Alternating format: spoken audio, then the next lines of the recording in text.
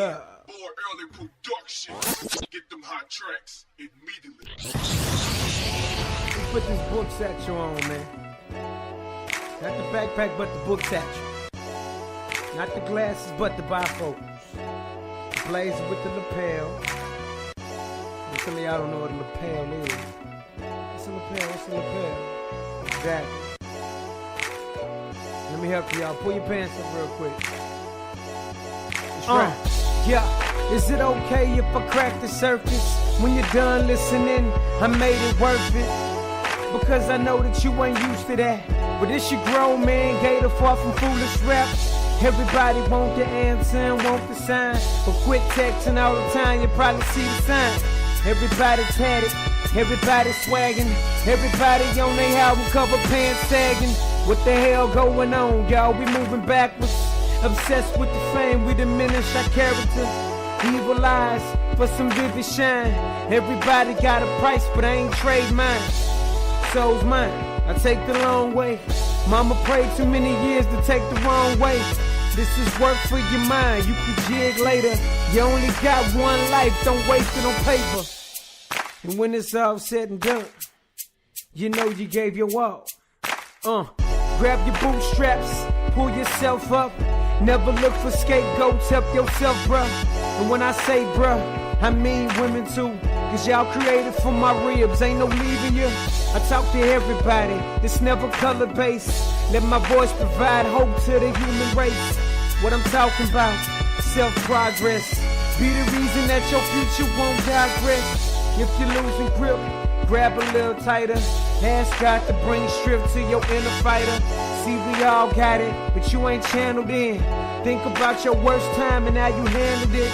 See your eye motion, mean you side with me. Before you rationalize too much, ride with me. Look, I ain't a crook, and you ain't a thief. I'm trying to get the best out, you just gotta believe. Pardon me, brother, as you stand in your glory.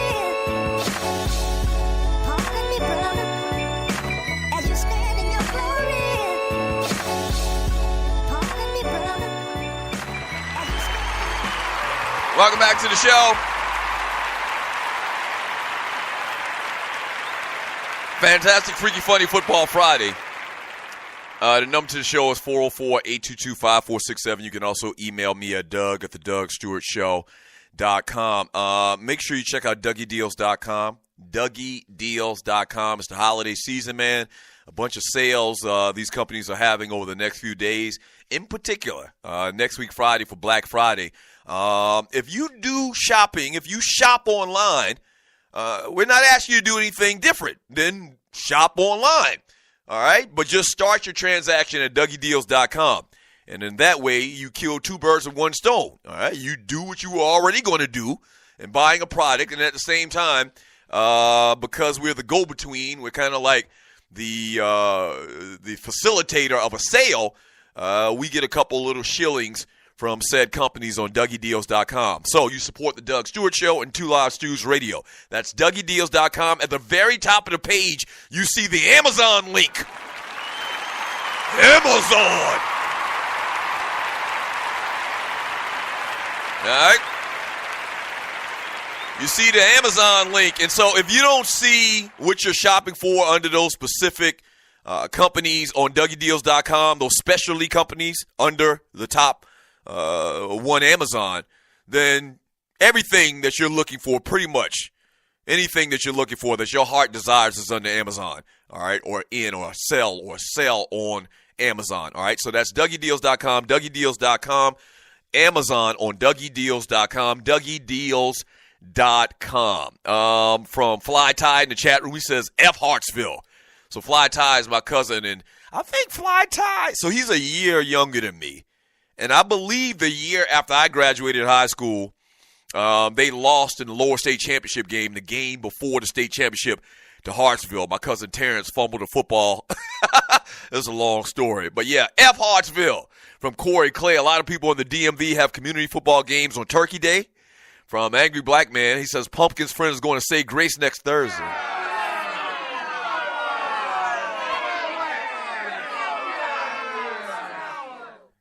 Whatever, man. I'm not going to even get into the details of that. Tiffany Sports and Heels. She says, B Hill. Good morning, Tiffany Sports and Heels. One of my favorite ladies of all times. Hey, Tiffany. Tiffany says, B Hill, they have talent, but they don't have an organization that promotes winning. They haven't won a playoff game since the 80s. Nothing about them other than roster indicates they will ever be winners. I wonder which team she's talking about. I'll probably find out here in a second. For Brian Hill, they made the playoffs 2 years ago through Mixon, although Mixon would help the offense, they got talent. So they're talking about the Cincinnati Bengals. Right, the Cincinnati Bengals and the Detroit Lions, as far as guys that played in the league and kind of like behind-the-scenes talk, are two of the most notoriously cheap franchises in the NFL.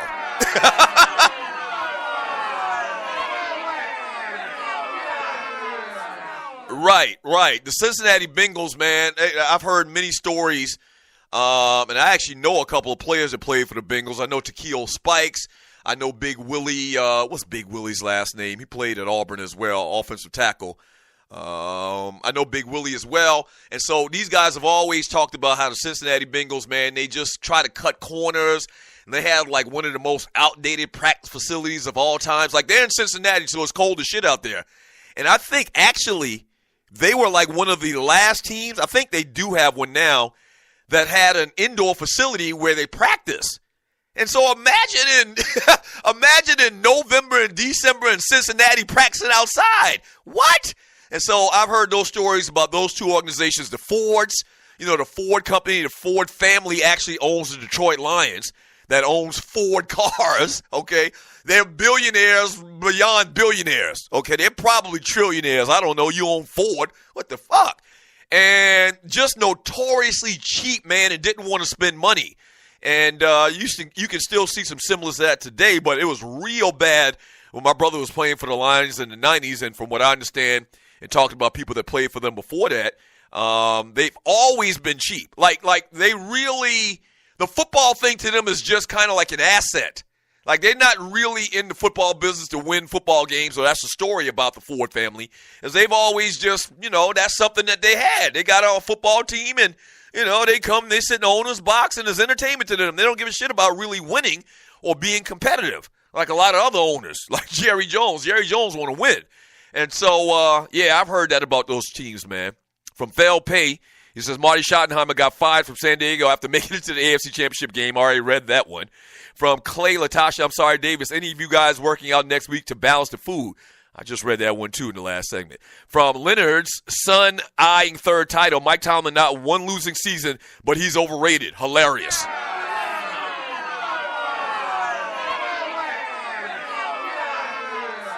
Right, exactly. It's just ridiculous. It's just ridiculous. But to their credit, all of that type of conversation whenever the Steelers do have a little lull, I've never really heard that Mike Tomlin was in jeopardy of being fired. And, a lot of times it almost feels like the media, and you're listening to the Doug Stewart Show, kind of concocts up a story. Like they'll just throw something on the wall and see if it sticks. And so these rumors of this, that, and the other, Mike Tomlin getting fired, and you've never heard anything to the truth of that. Anything where the Rooney family or the owners were thinking about getting rid of Mike Tomlin. No, they just stay the course, man. From Angry Black Man, when you have a serial sexual assaulter as the face of your franchise, you are bound to have some karma that results in failure.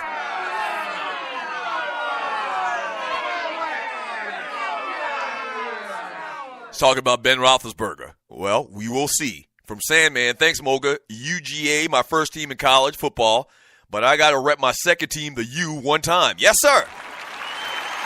Yes, sir.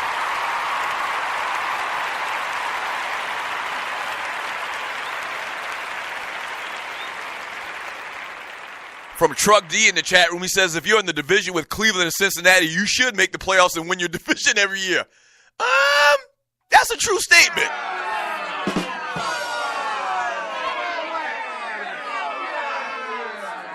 Never thought about it like that, but you guess what? That's not Pittsburgh's fault that they do shitty things in Cincinnati and Cleveland. That's not their fault at all right? And usually when they get to the playoffs, man, they don't just get there and get put out in the first round. Usually They make a lot of noise in the playoffs, but definitely a good point. I feel you on that.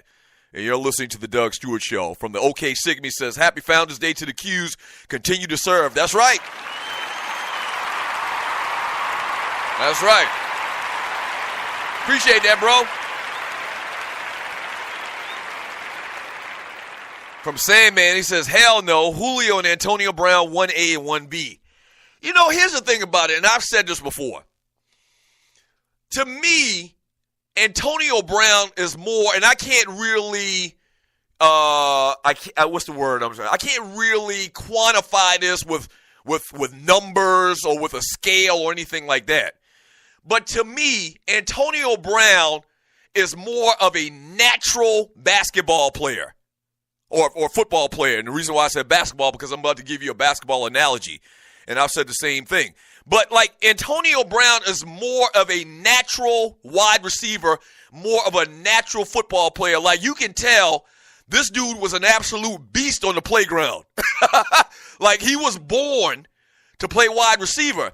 A lot of other athletes, man, when you look at them, and I know it might even sound a little bit crazy to you, a lot of other athletes are great athletes, and they're just very technical in what they do.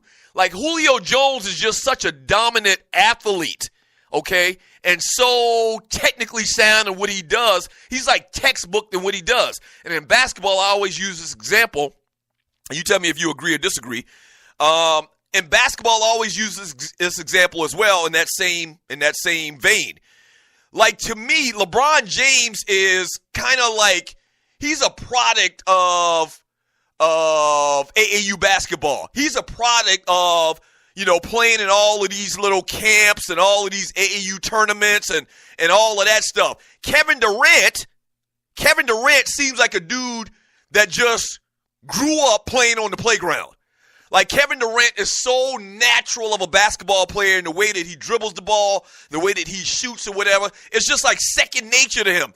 LeBron, you can tell he's probably been to every clinic in the world or whatever. He's a little bit more mechanical. That's probably the best way to put it. LeBron is a little bit more mechanical than Kevin Durant. Kevin Durant is more smooth. And the same thing with football and Julio Jones and Antonio Brown. I think Antonio Brown is just a natural, and Julio Jones is a little bit more mechanical. And I know that went a long way to try to make my point, but that's how I've always seen it. Like, Antonio Brown, he was born to play wide receiver in the NFL, man. They both are phenomenal, and you could probably take Julio because of the size factor. He does have size that you just can't teach. Obviously, the good Lord gave him that. But outside of that, man, there's nothing that Julio does that's better than what Antonio Brown does in the same regard. From who do we have here? You're listening to the Doug Stewart Show. Sin, I ain't drinking out of the bottle after my son, but the dog will. I'm not sure what he's talking about. From what do we have here? Fly tie. When an animal in the wild, does it get bottled water? Hell no.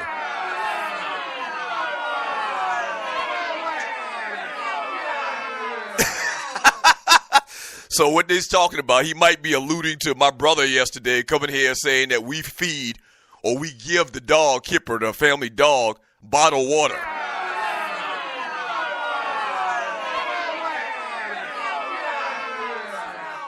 That's actually quasi-true, but it's not like it sounds. You're listening to the Doug Stewart Show. I got a couple emails about this. Doug, what the hell you doing? You asking for money and telling people to go to your store, but you giving your dog bottled water? Nah. It's a long story, but basically when the wife and kids drink half of a water and it sits around for a couple of days, like they refuse to go back and drink the rest of it. I know. It's crazy. I don't drink bottled water. And so what ends up happening, instead of them just pouring it down the drain or throw it in the trash, they pour it in the dog's bowl.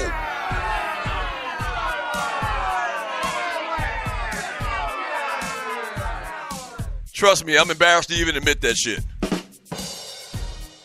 If you've listened to me over the years, and you listen to the Doug Stewart Show, if you've listened to me over the years, man, I've always said the biggest scam in American history, in world history, is bottled water.